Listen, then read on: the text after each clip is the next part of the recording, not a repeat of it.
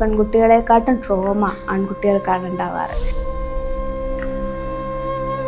ആ വളയാറിലെ കേസിൽ ഏറ്റവും പ്രധാനമായിട്ട് പറയുന്നത് എന്തുകൊണ്ട് അവൾ പ്രതിഷേധിച്ചില്ല എന്നുള്ളതാണ്.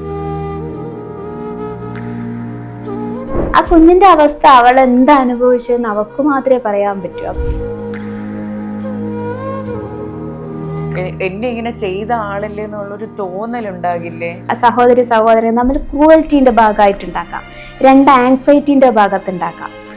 ആങ്സൈറ്റി രണ്ടാക്കും ഉണ്ടാവും. എനിക്കൊന്ന് പ്രഷർ ഇല്ലാതെ ജോലി ചെയ്യാൻ പറ്റാറില്ലായിരിക്കും. ഏറ്റവും കൂടുതൽ പ്രഷറുള്ളൊരു ജോലിയാണിത്. ഒരു അച്ഛൻ്റെയും അമ്മയുടെയും മകനാണ് പ്രതി, മകളാണ് വിക്റ്റിമായത്. അതെങ്ങനെയാണ് ആ കേസ് മുന്നോട്ട് പോകുന്നത്? അതെന്തായാലും നമ്മുടെ ഈ ഒരു പ്രോസസ്സ് കൂടെ നടന്നു പോയേ തീരും. നമ്മൾ ഏറ്റവും കൂടുതൽ പ്രാധാന്യം കൊടുക്കുക ഈ അച്ഛനും അമ്മയും എങ്ങനെ മുന്നോട്ട് പോകും. അത് നമുക്കറിയാലോ. നമ്മളൊരു പ്രതിനെയും വിക്റ്റിമിനെയും കൂടി ഒരു വീട്ടിൽ അവരെ കൗൺസിലിങ്ങിനെ രണ്ടാളും കൂടി കൊണ്ടുപോകേണ്ട ഒരു അവസ്ഥയാണ്.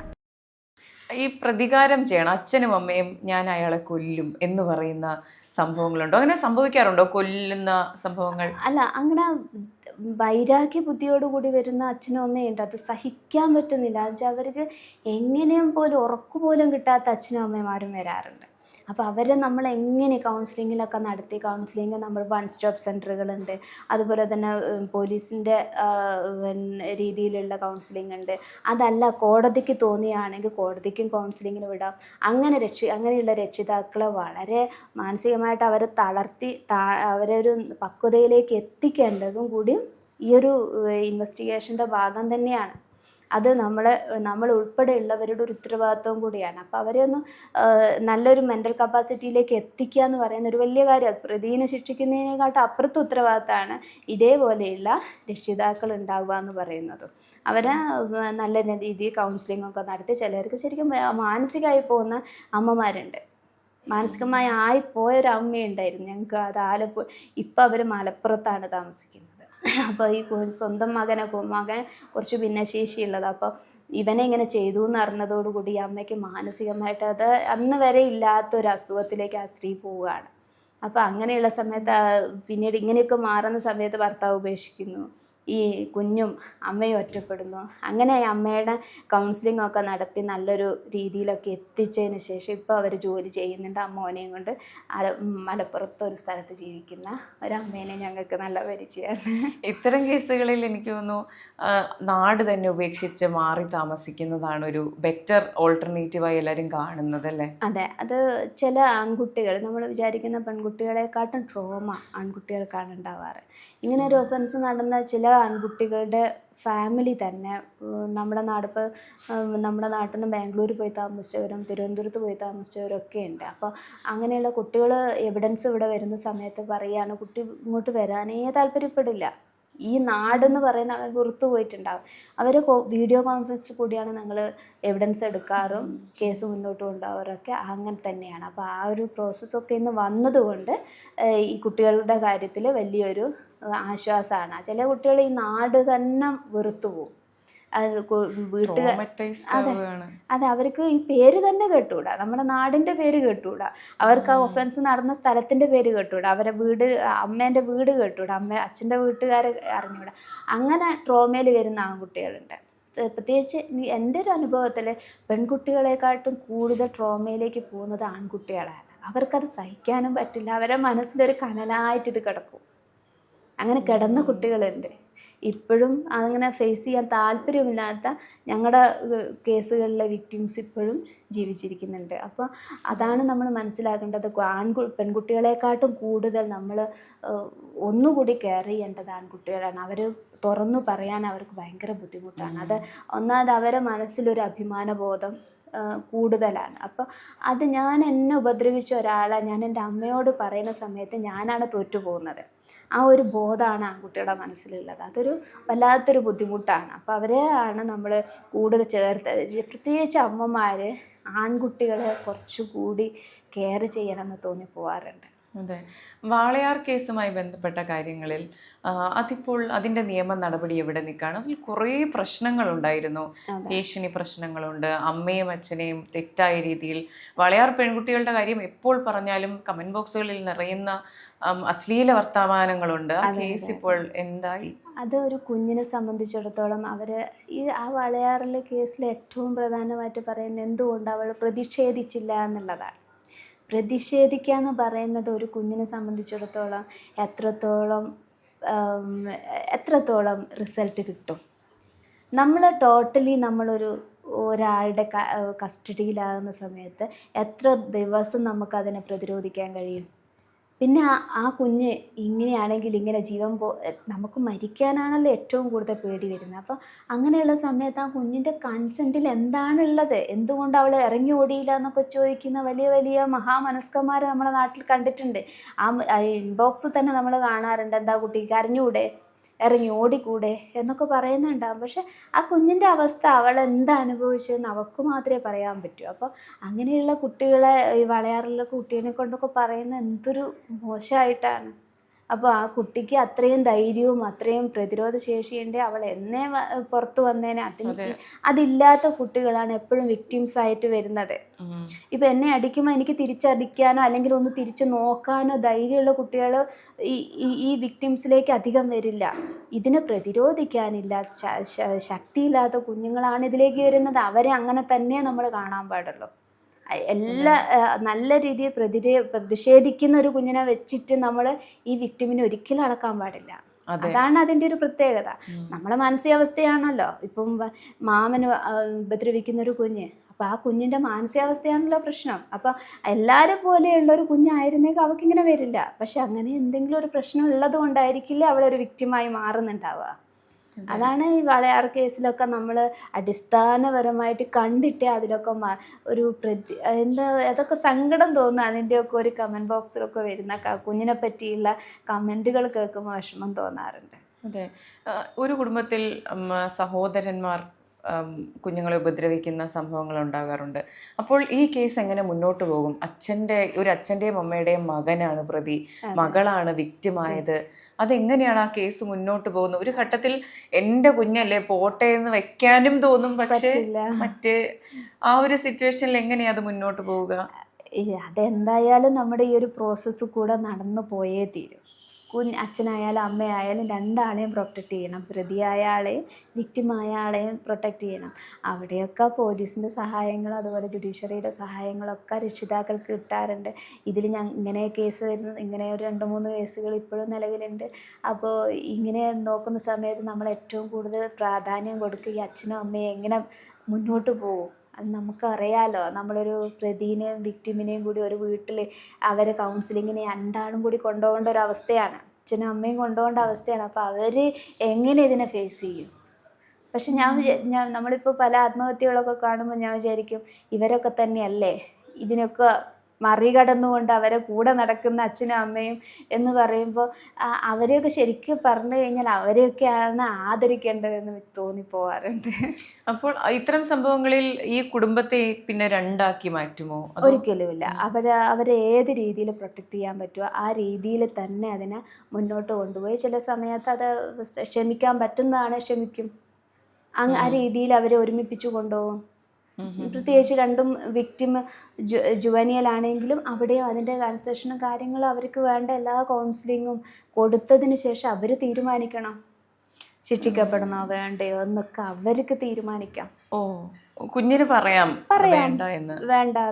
വേണ്ടെന്നല്ല, അവിടെ ഒരു കൗൺസിലിങ്ങിൻ്റെ റിസൾട്ടാണ് അവിടെ വരിക. പക്ഷെ അത് എത്രത്തോളം പോസിബിൾ ആണ് എന്നുള്ളതാണ്.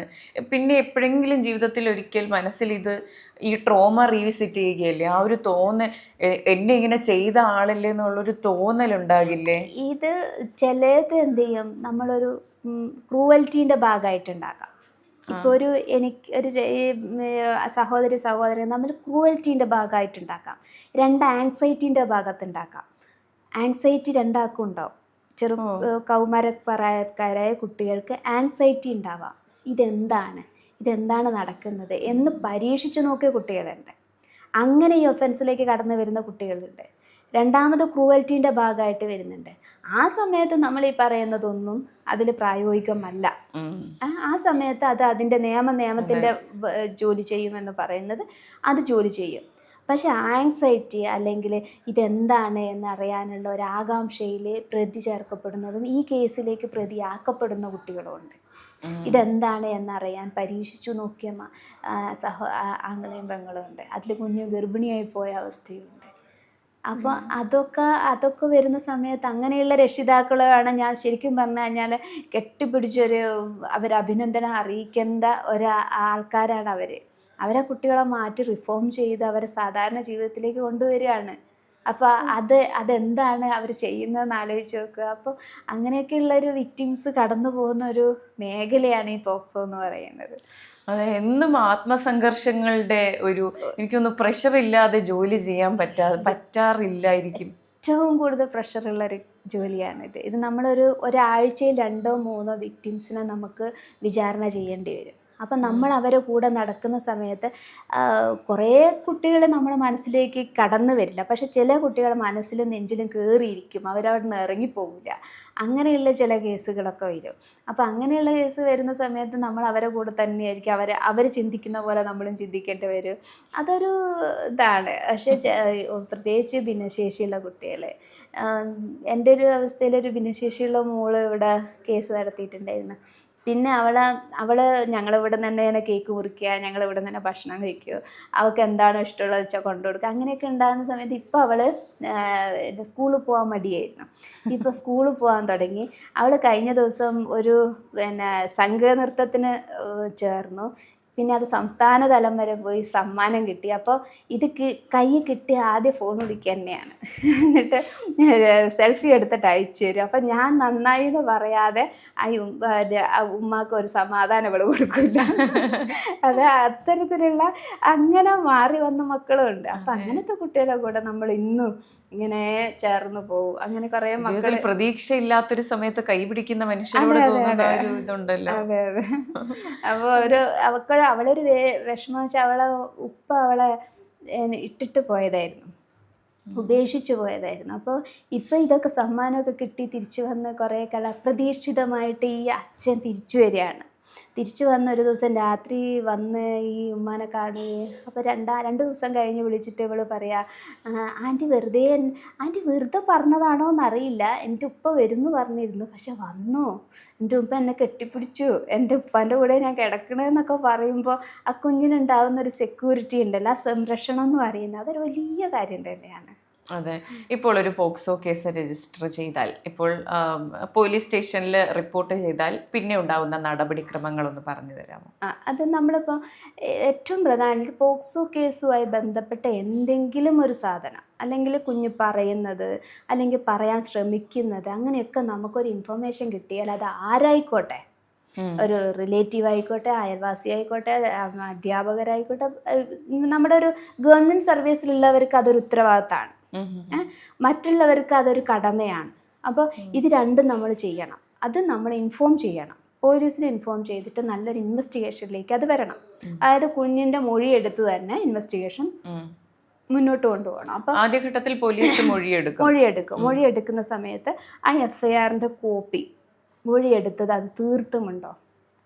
ഒരു വിക്ടിം, ഏറ്റവും കൂടുതൽ വിക്ടിമിൻ്റെ കുടുംബക്കാരും ശ്രദ്ധിക്കേണ്ടത്, ഞാനൊരു പരാതി പറഞ്ഞാൽ അത് പോലീസ് പൂർണ്ണമായിട്ട് എഴുതിയെടുത്തിട്ടുണ്ടെങ്കിൽ FIRന്റെ കൂടെയുള്ള കുഞ്ഞിൻ്റെ മൊഴി അത് നമുക്ക് കിട്ടാൻ നമ്മൾ അർഹരാണ്. അതിൻ്റെ ഒരു കോപ്പി നമ്മൾ വാങ്ങി വായിച്ചു നോക്കണം, ഞാൻ പറഞ്ഞ കാര്യങ്ങളൊക്കെ ഉണ്ടോ.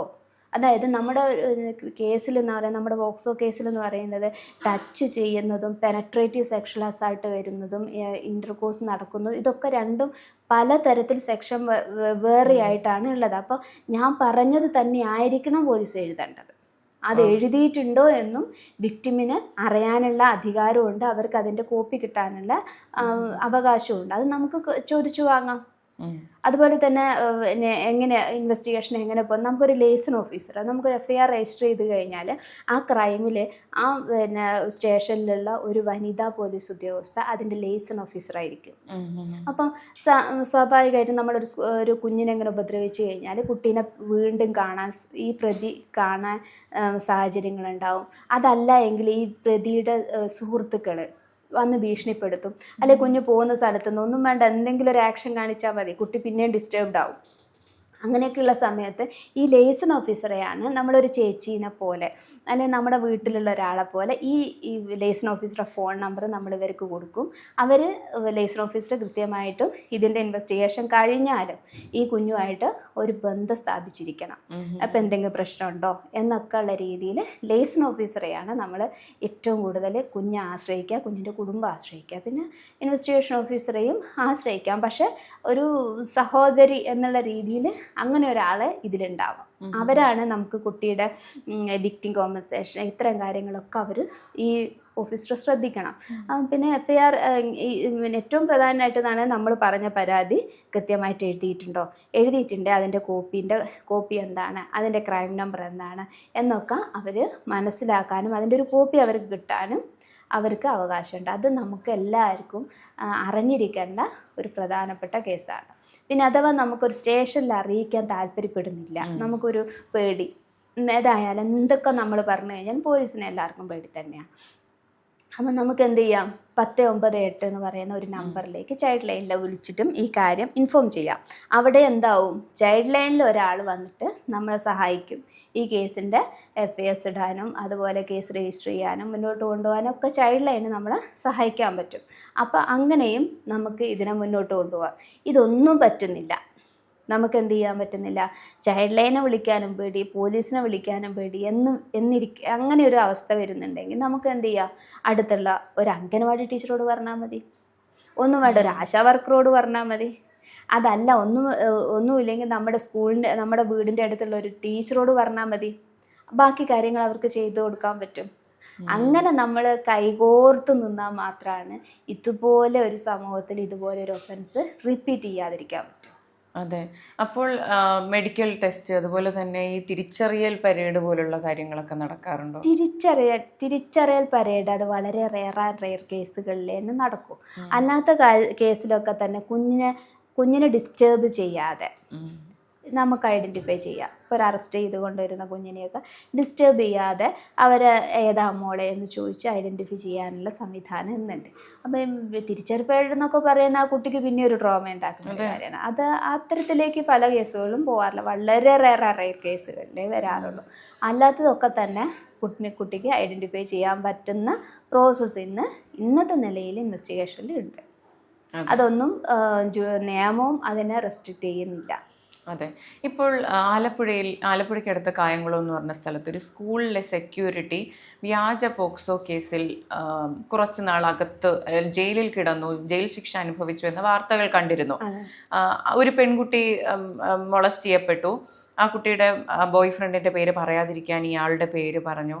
അത് പക്ഷേ ഒരു 6 മാസത്തോളം ഇദ്ദേഹം ജയിലിൽ കിടക്കേണ്ടതായി വന്നു. ഇത്തരം സംഭവങ്ങൾ ഉണ്ടാകുമ്പോൾ അത് തിരിച്ചറിയാൻ കഴിയില്ലേ ഈ കുട്ടി പറഞ്ഞത് കളവായിരുന്നുവെന്ന്? അത് പണ്ട് ആദ്യം ഇതിൻ്റെ പോക്സോൻ്റെ തുടക്കത്തിൽ ഇതൊരു വലിയ ബുദ്ധിമുട്ട് തന്നെയായിരുന്നു. അവിടെ ഇൻവെസ്റ്റിഗേഷൻ ഓഫീസർക്ക് ഒരു ഡിസ്ക്രിഷണറി പവർ, അതായത് ഇത് പ്രാഥമികമായി ഒന്ന് അന്വേഷിക്കാനുള്ള അധികാരം ഉണ്ടായിരുന്നില്ല. പിന്നീട് ഇപ്പം നിലവിൽ അതിനൊന്ന് അന്വേഷിക്കാനുള്ള അധികാരമുണ്ട്, അവർക്ക് റിപ്പോർട്ട് കൊടുക്കാനുള്ള സ്വാതന്ത്ര്യമൊക്കെ ഇപ്പം നിലവിലുണ്ട്. അപ്പോൾ അങ്ങനെ അങ്ങനെ ഇങ്ങനെ വരുന്നുണ്ട് എങ്കിൽ അവിടെ ഒരു പോലീസിന് കൃത്യമായിട്ട് ആക്ട് ചെയ്യാം. ഇതങ്ങനെ ഉള്ളതല്ല, അതല്ലെങ്കിൽ ഇങ്ങനെ ചെയ്തതിന് ഉറപ്പില്ല, അല്ലെങ്കിൽ പിന്നെ അതിനുള്ളൊരു തെളിവില്ല എന്നൊക്കെ പറയുന്നതിൽ തെറ്റൊന്നുമില്ല. പിന്നെ ഒരു കാര്യം എന്ന് പറയുന്നത് ഒരാളെ തെറ്റായ രീതിയിൽ ഇങ്ങനെ ഒരു പറഞ്ഞ് ജയിലിലയച്ച അതേ കുട്ടിക്കെതിരെയല്ല, കുട്ടീനെ ആരാണോ ഉപയോഗിച്ചത് അവർക്കെതിരെയും നമുക്ക് സെക്ഷൻ 22 പ്രകാരം നമുക്ക് കേസ് രജിസ്റ്റർ ചെയ്യാം. അപ്പോൾ ഈ മൊഴി കൊടുത്ത കുട്ടിക്കെതിരെ നടപടി ഉണ്ടാകാറില്ല? ഇല്ല. കുട്ടീനെ സംബന്ധിച്ച് നമുക്കൊരു ഈ 18 വയസ്സ് വരെയുള്ള കുട്ടികൾ എന്ത് ചെയ്താലും നമുക്ക് ക്ഷമിച്ചേ തീരും. അതാണ് നിയമം പറയുന്നത്. അതെ, അറിവില്ലായ്മ കൊണ്ട് സംഭവിച്ചു പോകുന്ന തെറ്റുകൾ എന്നുള്ളതാണ്. പക്ഷെ അതിൽ വേറൊരു കാര്യമുണ്ട്. ഇപ്പം നമ്മുടെ ഫാമിലി ഇഷ്യൂസ് വരും.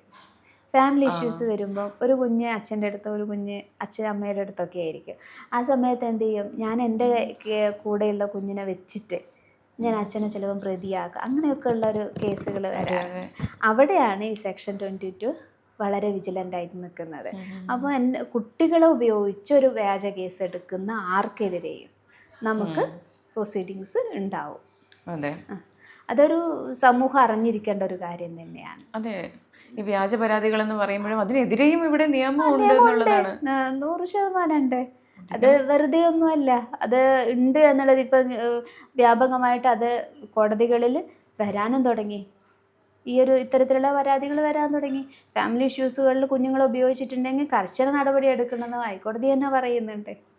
അതെ, അപ്പോൾ എന്തായാലും ഈ കുഞ്ഞുങ്ങളെ ഉപദ്രവിക്കുന്ന മനുഷ്യർ നരാധമന്മാർ എന്നല്ലാതെ ഒന്നും പറയാനില്ല. അതെ, വേറൊന്നും പറയാൻ കഴിയില്ല അതിനെ. എന്തായാലും മാഡത്തിന്റെ പ്രവർത്തനങ്ങൾക്കും നമുക്ക് വേണ്ടി ചെലവഴിച്ച സമയത്തിനും നന്ദി.